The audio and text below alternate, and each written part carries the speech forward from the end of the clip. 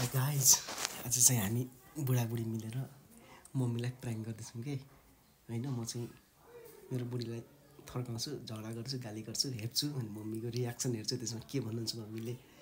Just fun है guys. अभी मजा आएगा ना भिडो। बुहारी भएपछि सासु ससुराको सेवा नगरेपछि कसो गर्ने त? गर्ने पनि अब सेवा त गर्ने। अब पढाइ छ, अहिले पढ्नु पर्यो। सासु पानी खानुहुन्छ कि? ए भनिसकिन् नि, मैले सुने त सुन्नु पर्छ र। बात त सही है। सुन्नु भयो नि, हाम्रो आफ्नो लोग्ने श्रीमानले पनि ए चुप लाग न, केटाले बुझ्दैनन्। आजभोलि केटाकेटीका सिङ उडाछन् र मलाई राम्रो लाग्दैन हो केही काम पनि नलागिकन त रस धर्मरी दाला पटा बाले दिनु नपरा। जे भने त्यही मानेपछि उले टाउको टेक्दैन मलाई। टाउको टेकिन अब कहिले टेकिन टाउ खान टेक्छन् भयो। ओभर एक्टिङ गर्दा साला।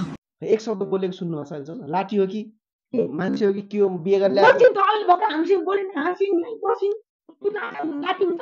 मैले सुन्नु मैले किन बोल्दैन त? होइन होला के हो? कस्तो बोली तेरो बोली?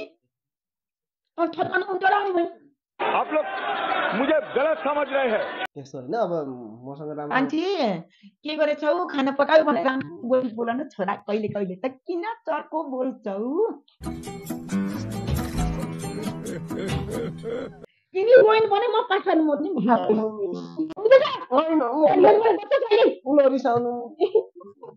त्यस्तो मलाई मेरो बुझ्नु गर्नु ल हो त कुरो टाढे परेको नि। खै क्या म त